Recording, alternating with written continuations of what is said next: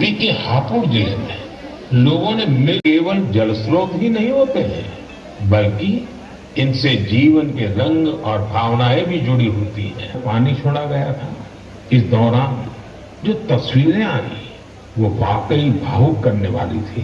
गांव के लोग ऐसे झूम रहे थे जैसे होली दिवाली का त्योहार हो, और उनके प्रबंध कौशल से भी बहुत कुछ सीखने को मिलता है। यहाँ तक कि शहरों में भी, कच्छ में भी 2001 के भूकंप, कच्छ जैसी जगह पर इसका सफल होना, और पावागढ़ में भी मियावाकी मेथड से पौधे लगाए गए हैं।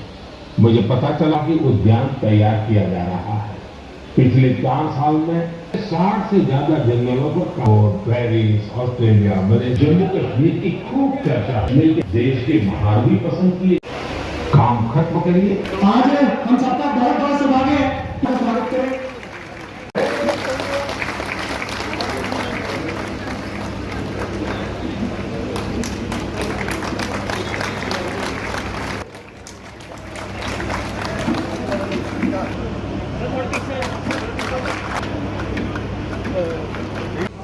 और इस किताब में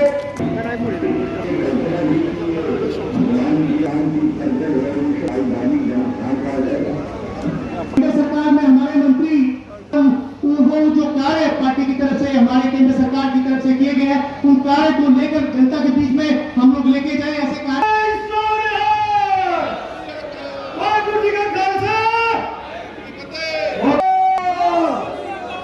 दोनों हाथ खड़े हो गए। Janata party doctor Jitendra Singh ji and minister of housing Raj system को स्थापित किया गया, और जिसके हम हिस्सा है। और आज चौतरफा जम्मू कश्मीर के अंदर 9 साल पहले 2014 में वही लोग जो बाहर के अभी प्रशंसा करते हैं, वो हमें फ्रेजाइल 5, फ्रेजाइल मीन्स मतलब टूटने वूटने वाली अर्थव्यवस्था, उसमें शामिल करते थे।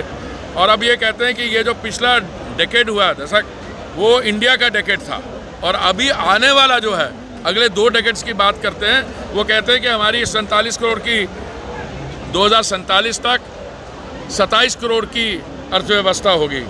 और आप जैसे देख रहे हैं, इसके कई कारण हैं, क्योंकि एक तो पॉलिटिकल लीडरशिप 2014 के बाद बड़ी फर्म डिसाइसिव रही है।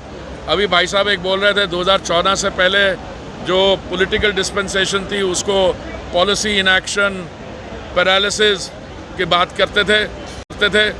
और जो ज़मीन पे काम हुआ, मैं आंकड़े कुछ मैंने गिनवाए हैं, और आपको सबको पता है, जब समस्याओं का सामने करना पड़ा, जैसे महामारी में 222 करोड़ वैक्सीन की डोज बनाई और मुफ्त बांटी। हमारे जो बच्चे बाहर फंस गए थे जब रूस और यूक्रेन में मिलिट्री ऑपरेशन हुआ, 23,000 बच्चे फंसे हुए थे, तो मोदी जी ने हमारे मंत्रिमंडल में से मुझे और 3 और लोगों को भेजा, उनको लाए। और जो भी जैसे आयुष्मान भारत है, अब कनेक्टिविटी की बात करते हैं, 2014 तक मैं बात कर रहा हूँ, 1947 से 2014 तक टोटल 74 हवाई अड्डे थे। अब 2014 से लेके आज तक 74 और बन गए हैं, 148 हो गए हैं। और हमारे सिविल एविएशन मंत्री सिंधिया जी कह रहे थे कि उनको पूरी उम्मीद है कि 148 से लेके ये अगले 5 साल में 220 एयरपोर्ट्स, हेलीपोर्ट्स सब बनेंगे। बदलाव है। देखिए, पहले जब मैं आया करता था तो क्या स्थिति थी, आपकी सबसे बड़ी इंडस्ट्री कौन सी, वो पथराव की इंडस्ट्री थी।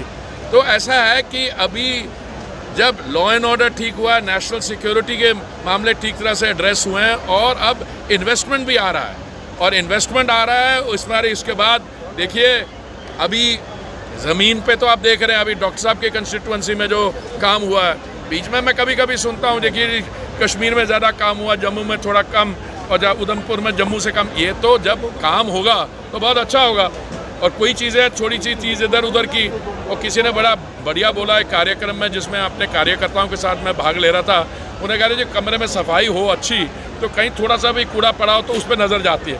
इसलिए काम अभी भी है, मैं ये नहीं कह रहा हूँ कि सारा काम पूरा हो गया है, पर मुझे पूरी उम्मीद है कि जिस तेज़ी से केंद्र सरकार की सहायता से यहाँ पे यूटी एडमिनिस्ट्रेशन काम कर रही है और बाकी मुद्दे भी हम लोग उनके बतौर डिप्लोमेट आप UN सिक्योरिटी काउंसिल में भी रहे हैं, आपने बहुत नज़दीकी से देखा है। क्या देखते हैं कि जो जम्मू कश्मीर के हालात अभी हैं, एक तरफ सरकार कहती है कि नॉर्मल है, दूसरी तरफ सर जहाँ पे असेंबली इलेक्शन अभी तक नहीं हो रहे हैं। तो हो जाएंगे ना, आप जल्दी में क्यों हो? देखो ज़्यादा जल्दी करा लोगे तो यूटी से जो फंडिंग थोड़ी पड़ेगी, आप बिल्कुल आराम रहिए। इसका मेरे सिक्योरिटी काउंसिल के साथ कोई तल्लुकात नहीं है। हाँ मैं रहा हूँ, ये बहुत बड़ी